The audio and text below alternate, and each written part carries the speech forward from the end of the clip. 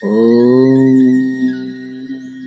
भूर्भुवः स्वः तत्सवितुर्वरेण्यं भर्गो देवस्य धीमहि धियो यो नः प्रचोदयात्। ॐ ब्रह्मानन्दं परमसुखदं केवलं ज्ञानमूर्तिं द्वन्द्वातीतं गगनसदृशं तत्त्वमस्यादिलक्ष्यम् एकं नित्यं विमलमचलं सर्वधी साक्षिभूतं भावातीतं त्रिगुणरहितं सद्गुरुं तं नमामि। ॐ सद्गुरु चरणकमलेभ्यो नमः।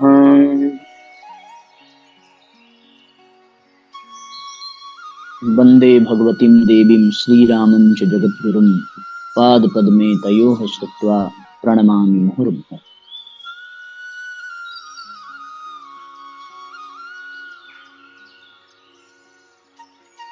परम पूज्य गुरुदेव, परम वंदनीय माता जी के दिव्य संरक्षण में विराजमान ऑनलाइन दैनिक स्वाध्याय के आज के इस कार्यक्रम में आप सभी आत्मीय बंधुओं का बहुत बहुत स्वागत, बहुत बहुत अभिनंदन है साथियों।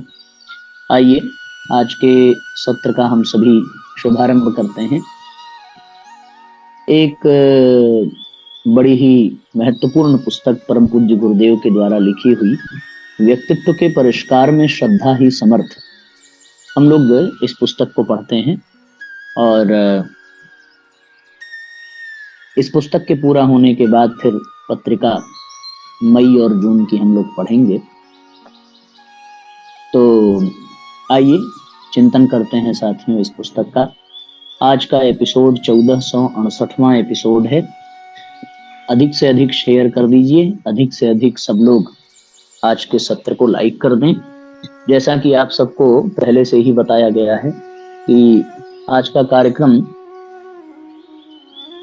केवल और केवल YouTube पर रिकॉर्डेड वीडियो प्रीमियर किया जाएगा। आप सब लोग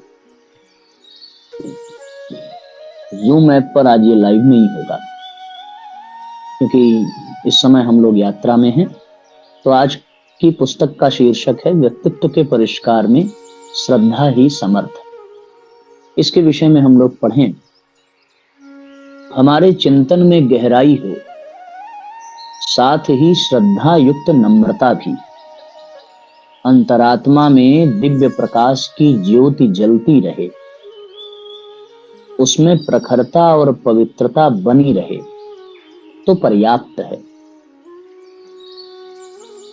चिंतन में गहराई, श्रद्धा युक्त नम्रता भी और अंतरात्मा में दिव्य प्रकाश की ज्योति जलती रहे और प्रखरता और पवित्रता दोनों बनी रहे तो पर्याप्त है। पूजा के दीपक इसी प्रकार टिमटिमाते हैं। आवश्यक नहीं कि उनका प्रकाश बहुत दूर तक फैले, छोटे से क्षेत्र में पुनीत आलोक जीवित रखा जा सके तो वह पर्याप्त है। परमात्मा के प्रति अत्यंत उदारता पूर्वक आत्म भावना पैदा होती है, वही श्रद्धा है। सात्विक श्रद्धा की पूर्णता में अंतःकरण स्वतः पवित्र हो जाता है। श्रद्धा युक्त जीवन की विशेषता से ही मनुष्य स्वभाव में ऐसी सुंदरता बढ़ती जाती है जिसको देखकर श्रद्धावान स्वयं संतुष्ट बना रहता है। श्रद्धा सरल हृदय की ऐसी प्रीति युक्त भावना है जो श्रेष्ठ पथ की सिद्धि कराती है। ये साथियों पूरा बिंदु जो है वो श्रद्धा पर है। कि श्रद्धावान लभते ज्ञानम, सरल हृदय में ऐसी दिव्य भावना श्रद्धा पैदा करती है जो श्रेष्ठ पथ की ओर सफलता प्रदान करती है। श्रद्धावान व्यक्ति सदैव संतुष्ट रहता है और उसके स्वभाव की सुंदरता बढ़ती जाती है। सात्विक श्रद्धा की पूर्णता में अंतःकरण अपने आप पवित्र हो उठता है। परमात्मा के प्रति अत्यंत उदारता पूर्वक आत्म भावना पैदा होती है, जो वही श्रद्धा है। इस विषय पर हम लोगों ने चर्चा की है। अब और विस्तार पूर्वक इसको हम लोग समझेंगे। जीवात्मा ने 3 कलेवर ओढ़ रखे हैं, स्थूल, सूक्ष्म और कारण शरीर कहते हैं। स्थूल शरीर की शक्ति क्रिया है, इसके माध्यम से विभिन्न प्रकार के उपार्जन होते हैं।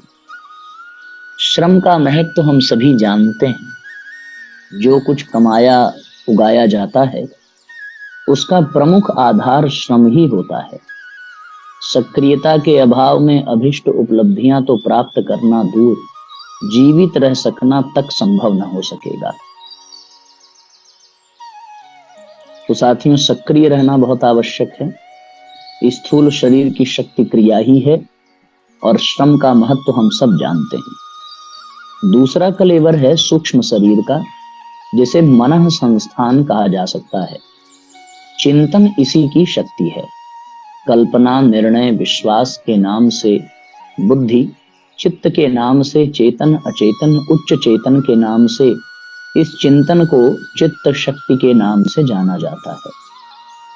शरीर में सक्रियता, मन में सूझबूझ, यही 2 प्रमुख आधार भौतिक जीवन की विभिन्न क्षेत्रों की प्रगतियों और समृद्धियों को उपलब्ध करते हैं। श्रम और बुद्धि का ही वो सब कुछ उत्पादन है, जिसे हम संपदाओं और सहानुभूतियों के साधनों की तरह देखते हैं। भौतिक उपलब्धियों का रथ इन्हीं 2 चक्रों के सहारे घूमता है। किसके सहारे? शारीरिक परिश्रम के और मस्तिष्कीय सूझबूझ के सहारे। इन्हीं की न्यूनता से पिछड़ापन बना रहता है और जब वे पर्याप्त मात्रा में होते हैं तो सफलताओं के अंबार लगाते चले जाते हैं। इस तथ्य को सभी जानते हैं और क्रिया शक्ति बढ़ाने के लिए शरीर को तथा बुद्धिमत्ता बढ़ाने के लिए मन को परिपुष्ट बनाने के लिए यथासंभव प्रयत्न भी करते हैं। शरीरों में क्रमशः एक के बाद दूसरा अधिक श्रेष्ठ है, अति श्रेष्ठ। शरीरगत श्रम से थोड़ा सा ही पारिश्रमिक प्राप्त किया जा सकता है, किंतु बुद्धि बल के सहारे प्रबुद्ध व्यक्ति प्रचुर परिणाम में धन और यश प्राप्त करते हैं। आलस्य से होने वाली हानि की तुलना में प्रमाद द्वारा प्रस्तुत हानि अत्यधिक होती है। इस प्रकार श्रमजीवी की तुलना में बुद्धिजीवी को अधिक श्रेय मिलता है। आलस्य शारीरिक जड़ता को कहते हैं और साथियों प्रमाद मानसिक जड़ता को कहते हैं।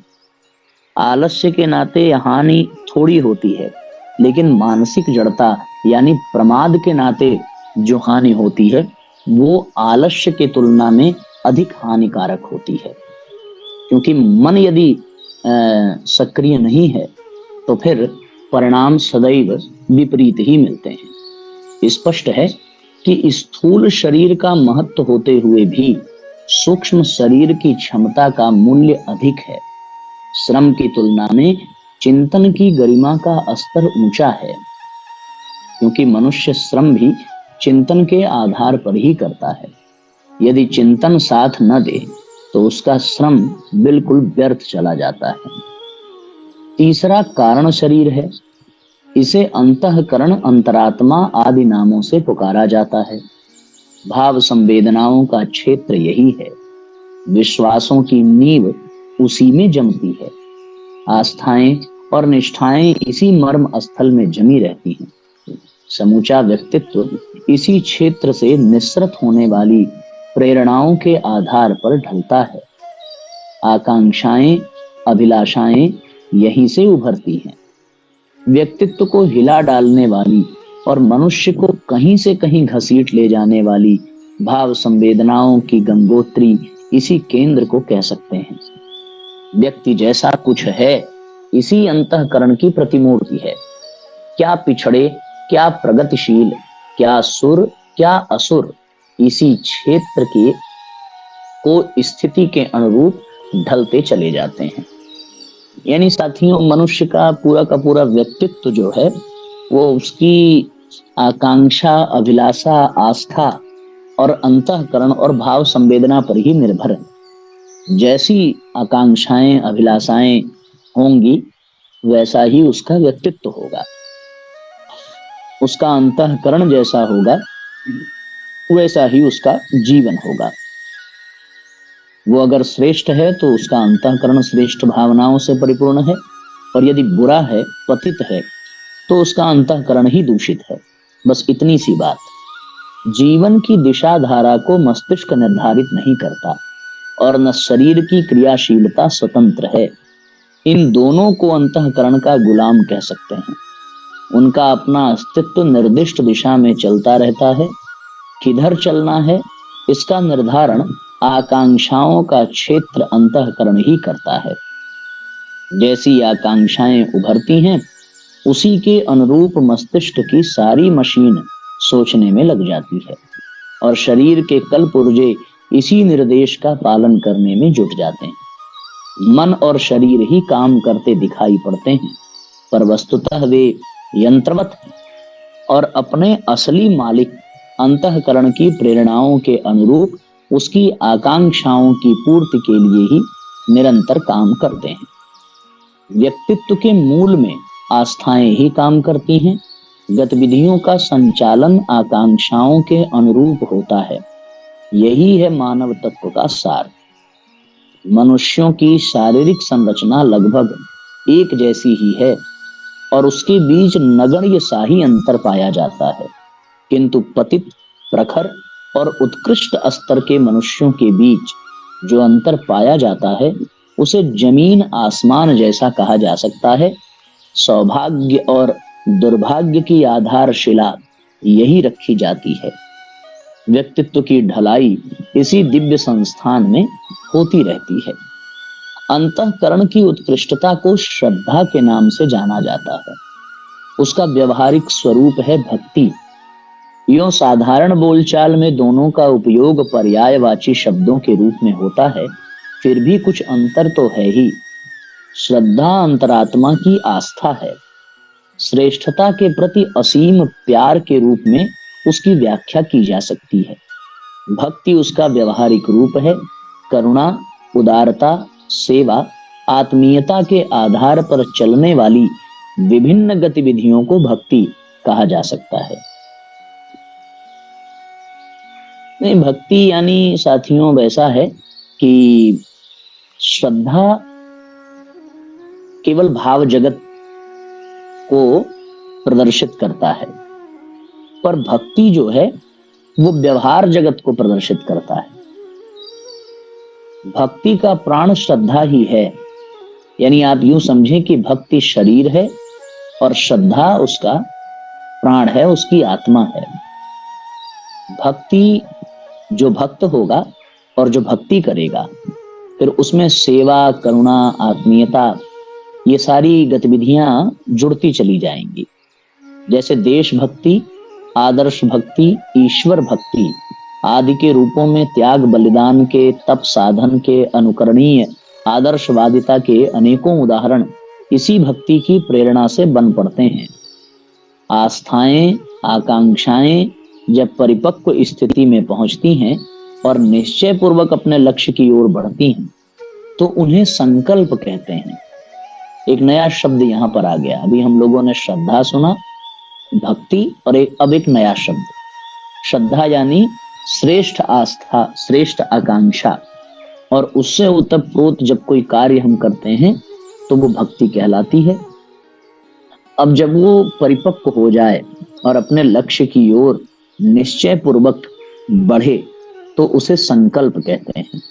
संकल्प की प्रखरता मस्तिष्क और शरीर दोनों को अभिष्ट दिशा में घसीट ले जाती है और असंख्यों अवरोधों से टकराती हुई उस लक्ष्य तक पहुंचाती है, जिसे आरंभ में असंभव तक समझा जाता था। पुरुषार्थियों की यश गाथा से इतिहास के पन्ने भरे पड़े हैं। वस्तुतः उन्हें संकल्प शक्ति का चमत्कार ही कह सकते हैं। यहाँ इतना और समझने की आवश्यकता है कि संकल्प उभर कर आने से पूर्व विश्वास बनकर मन क्षेत्र में अपनी जड़ें जमाता है, या उस बीज का प्रत्यक्ष पौधा संकल्प में प्रकट होता है। विश्वास को प्रतिक्रिया ही संकल्प है। ठीक है ना? इसको हम और अच्छे से समझ सकते हैं कि जब कोई आस्था, कोई आकांक्षा दृढ़ हो जाए और व्यक्ति निश्चय पूर्वक उसकी ओर बढ़ने लगे तो यही संकल्प बन जाती है। और संकल्प ही असंख्यों अवरोधों से टकराते हुए शरीर और मस्तिष्क को उसी दिशा में घसीट ले जाती है जिसे आरंभ में असंभव समझा जाता था। इतिहास के पन्ने ऐसे संकल्पवान पुरुषों से भरे हुए हैं। वस्तुतः उनकी संकल्प शक्ति का चमत्कार ही कह सकते हैं। यहाँ इतना और समझने की आवश्यकता है कि संकल्प उभर कर आने से पूर्व विश्वास बनकर मन क्षेत्र में अपनी जड़ें जमाता है।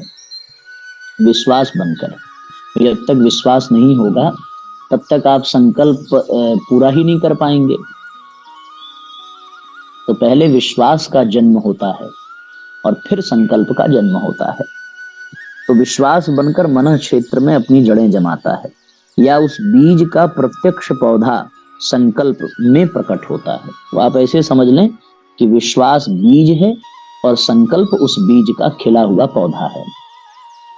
विश्वास की प्रतिक्रिया ही संकल्प है। यही कारण है कि अंतःकरण की उच्च स्तरीय आस्थाओं को श्रद्धा विश्वास का रूप दिया गया है। वे उत्कृष्ट स्तर की होने पर शिव पार्वती का युग्म बनते हैं और निकृष्ट होने पर आसुरी क्रूर कर्मों में इस प्रकार निरत दिखाई पड़ते हैं जैसा कि उपाख्यानों में दानवों एवं शैतान का चित्रण किया जाता है। तो अब आप इसको अच्छे से समझ गए होंगे साथियों। यहाँ पर 3-4 बातें थी: श्रद्धा, भक्ति, संकल्प, विश्वास। ये 4 शब्दों का विस्तृत वर्णन इन पंक्तियों में किया गया है। अब उनको हम एक एक लाइन में आपको बताएं। तो श्रद्धा यानी उत्कृष्ट स्तर की आकांक्षाएं, बल्कि आप यूं कह लें कि परमात्मा के प्रति जो आत्मीय भाव है। परमात्मा का तात्पर्य जो सबसे श्रेष्ठ है, सबसे ऊंचा है, सबसे अच्छा है, सबसे बेहतरीन जो है, उसके प्रति जो आत्मीय भाव है उसी को श्रद्धा कहते हैं। अब उस श्रद्धा के नाते व्यक्ति, मैंने कैसे पता चलेगा कि उसके प्रति श्रद्धा है? तो उसी श्रद्धा के वशीभूत होकर उस परमात्मा के प्रति जो व्यवहार किया जाता है उसको भक्ति कहते हैं। अब वो परमात्मा है और उस परमात्मा की हम भक्ति कर रहे हैं, तो भक्ति करने से पहले विश्वास जन्म लेता है और वो विश्वास बीज है। फिर उसी विश्वास के आधार पर भक्ति करते करते हम अपने इष्ट को पाने के लिए हर संभव प्रयत्न करते हैं।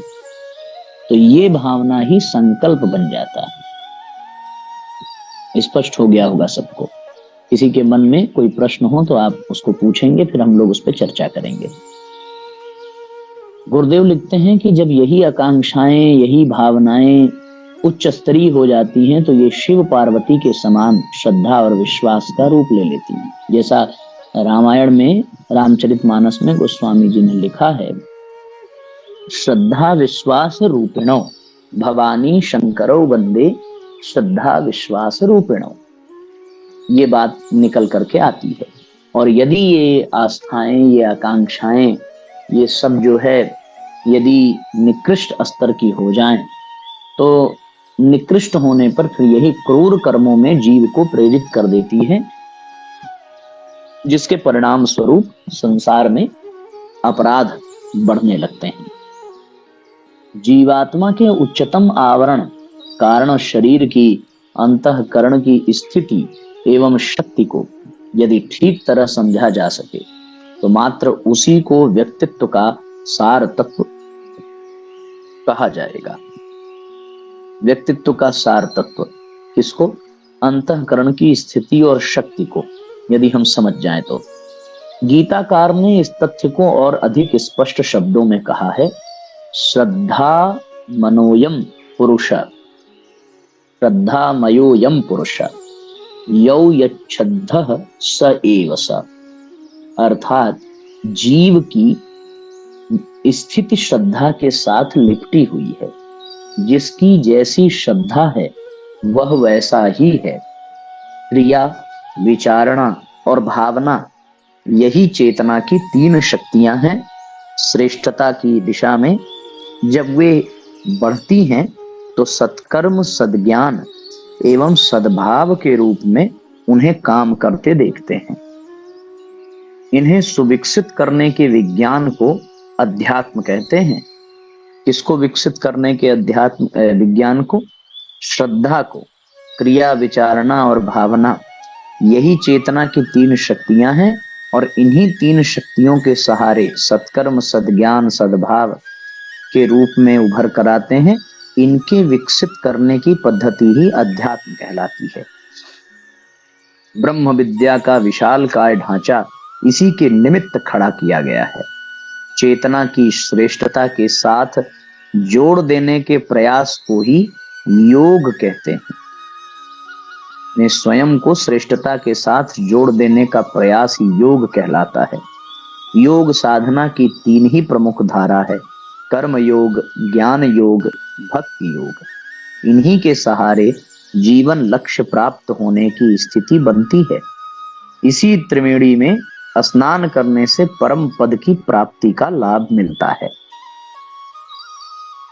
उपरोक्त विवेचना के सहारे हम इस निष्कर्ष पर पहुंचते हैं कि मानव जीवन में सबसे बड़ी, सबसे ऊंची, सबसे समर्थ शक्ति क्या है? श्रद्धा ही है। मन स्थिति को परिस्थितियों का सृजनकर्ता कहा गया है। शरीर को जन्म तो माता पिता के प्रयत्न से मिलता है, पर आत्मा को उत्कृष्टता, श्रद्धा और विश्वास रूपी दिव्य जननी और जनक की अनुकंपा का फल माना जा सकता है। इसमें श्रद्धा जननी है और विश्वास जनक है। विधाता द्वारा भाग्य लिखे जाने के अलंकार में तथ्य इतना ही है कि अपना अंतःकरण अपने स्तर के अनुरूप मनुष्य की प्रगति, अवनति आदि का ताना बाना बुनता है।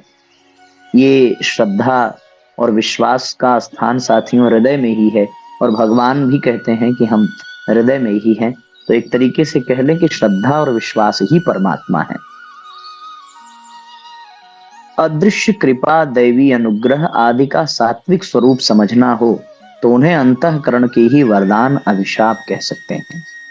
लोक व्यवहार में कहा जाता है कि मनुष्य अपने भाग्य का निर्माता आप है। गीता भी कहती है, आत्मई ब्रह्मात्मनः बंधु आत्मई रिपुरात्मनई है।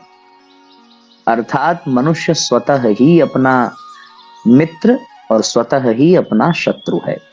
उत्थान और पतन की कुंजी पूरी तरह उसके अपने हाथ में है और वो सुरक्षित एवं सुनिश्चित रूप में अंतःकरण में रखी रहती है। इसी चाबी को शास्त्रकारों ने आस्था, निष्ठा, श्रद्धा, भक्ति, विश्वास, संकल्प आदि के नामों से पुकारा है। भावनाओं और आकांक्षाओं के रूप में भी इसी तथ्य की अलग अलग ढंग से व्याख्या की जाती है। उल्लसित वर्तमान और उज्जवल भविष्य का निर्धारण पूर्णतया सत श्रद्धा के हाथ में है। उसी का महत्व, मर्म, उपार्जन, अभिवर्धन सिखाने के लिए भूतकाल की कथा गाथाओं को पुरातन उपाख्यानों में पुराण के नाम से जाना और जनाया जाता है। भूत, भविष्य और वर्तमान की सुखद संभावनाओं का निर्माण अंतःकरण के जिस क्षेत्र में विनिर्मित होता है उसका स्वरूप समझना हो तो एक श्रद्धा शब्द का उपयोग करने से वह प्रयोजन पूरा हो सकता है। बीज ही वृक्ष बनता है, श्रद्धा ही व्यक्तित्व का रूप धारण करती है। मनुष्य जो कुछ बनता है जो कुछ पाता है वह समूचा निर्माण श्रद्धा शक्ति के चमत्कार के अतिरिक्त और कुछ नहीं है।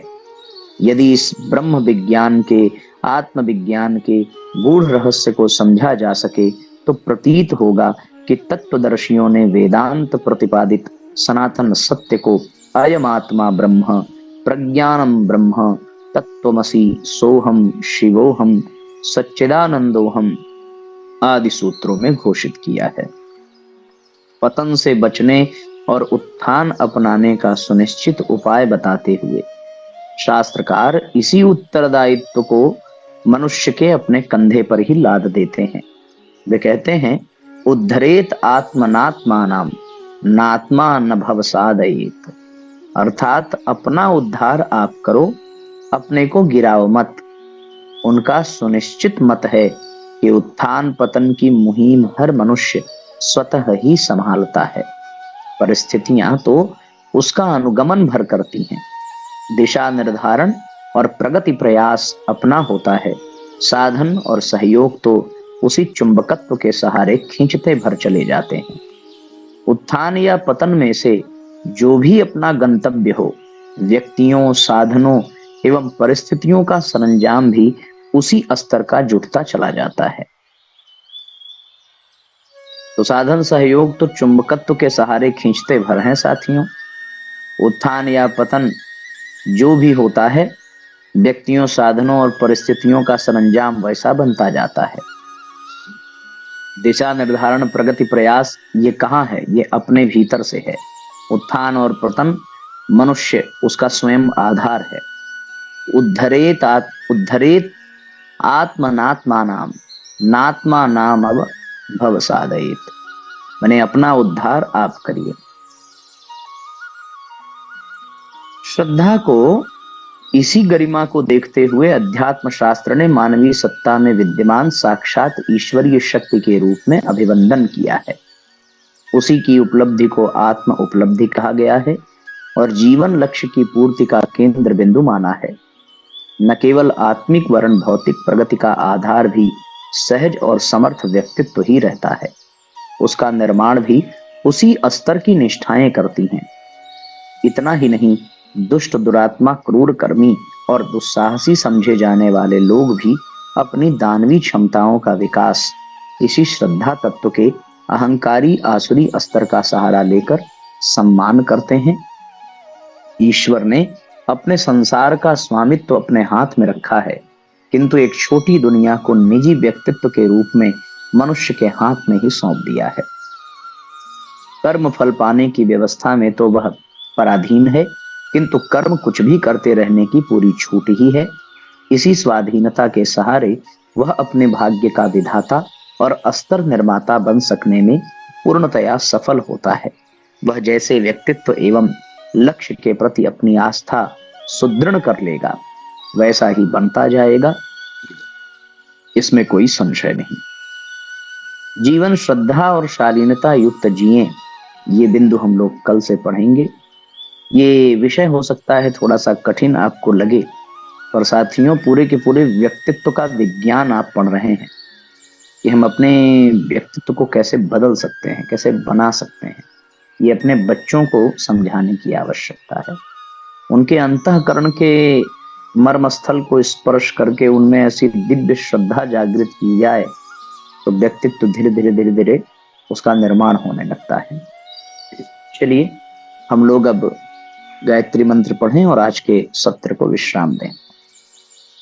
ओम भूर्भुवः स्वः तत्सवितुर्वरेण्यं भर्गो देवस्य धीमहि धियो यो नः प्रचोदयात्। सभी आत्मीय बंधुओं को बहुत बहुत प्रणाम। सबका मंगल हो साथियों। शुभ रात्रि।